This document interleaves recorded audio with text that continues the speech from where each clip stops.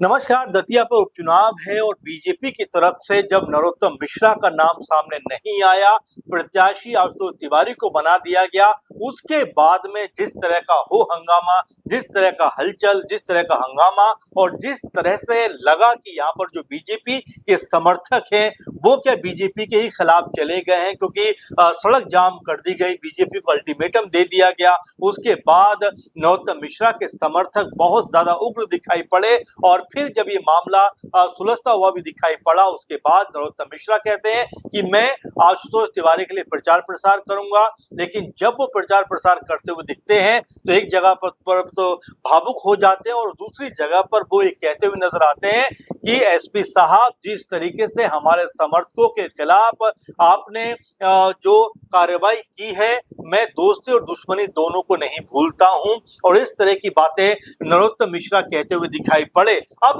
एक media report में यह भी कहा जा रहा है कि क्या वाकई में नरोत्तम मिश्रा के जो समर्थक, जो उनको दिलो जान से चाहते थे कि वो ही चुनाव लड़े, क्या उनके समर्थक आशुतोष तिवारी के समर्थन में जाएंगे? आशुतोष तिवारी को क्या वो वोट देंगे?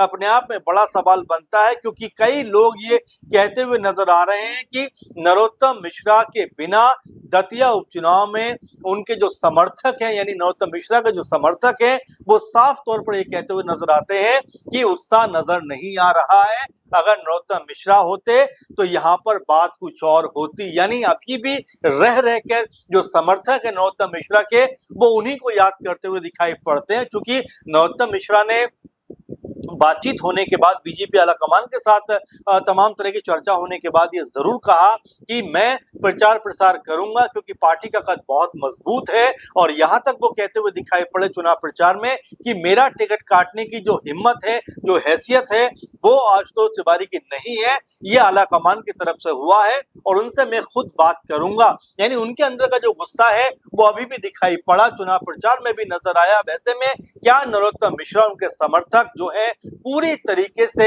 आशुतोष तिवारी के समर्थन में खड़े होंगे? हालांकि अब तक खड़े रहे, लेकिन अहम बात यह होगी कि जब 30 जुलाई को वोट पड़ेंगे तो क्या नरोत्तम मिश्रा के समर्थक जो आशुतोष तिवारी हैं, बीजेपी के प्रत्याशी हैं, उनके समर्थन में खड़े हुए दिखाई पड़ेंगे? क्योंकि जब हंगामा हो रहा था तो सबसे ज्यादा जो नाम लिया गया वो मुख्यमंत्री मोहन यादव का नाम लिया गया कि उनकी वजह से नरोत्तम मिश्रा का टिकट कटा है। अब ऐसे में बड़ा सवाल यही है कि क्या दतिया के ऊपर जो समर्थक नरोत्तम मिश्रा के हैं, ये आशुतोष तिवारी का समर्थन करते हुए नजर आएंगे, उनको वोट देते हुए नजर आएंगे? अगर ऐसा नहीं होता है तो बीजेपी के लिए हालात मुश्किल हो सकते हैं। और यहाँ पर कांग्रेस पार्टी, जो शायद इतनी मुतमईन है जीत को लेकर कि उनके तमाम बड़े चेहरे भी चुनाव प्रचार करते हुए नजर नहीं आए, ले देकर सिर्फ जीतू पटवारी जो है वो चुनाव प्रचार करते हुए दिखाई दिए। अब ऐसे में बड़ा संग्राम है, क्योंकि तीन बड़ी पार्टियां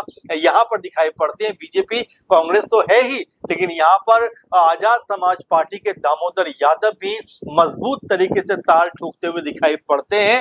अब ये जो त्रिकोणीय मुकाबला हुआ है, 30 जुलाई को वोट पड़ेंगे, 3 अगस्त को नतीजे आएंगे, उसमें कौन बाजी मारता हुआ दिखाई पड़ेगा, ये अहम होने वाला है। क्योंकि बीजेपी के नजरिए से देखें तो नरोत्तम मिश्रा के जो समर्थक हैं, क्या वाकई वो आशुतोष तिवारी के समर्थन में जाएंगे या यहाँ पर कोई बड़ा उलटफेर होता हुआ दिखाई देगा? क्या राय आपकी, आप जरूर बताइए कि क्या दतिया उपचुनाव में एक बार फिर बीजेपी को हार हाथ लगेगी, या नरोत्तम मिश्रा ने जिस तरह से मेहनत की है, जिस तरह से प्रचार प्रसार किया है, और उनके तमाम समर्थक जो हैं वो आशुतोष तिवारी को चुनाव में जिताते हुए दिखाई पड़ेंगे? तो अपनी राय जरूर दीजिए। फिलहाल इतना ही। आप लगातार बने रहें, लगातार अपने सुझाव कमेंट देते रहें। नमस्कार।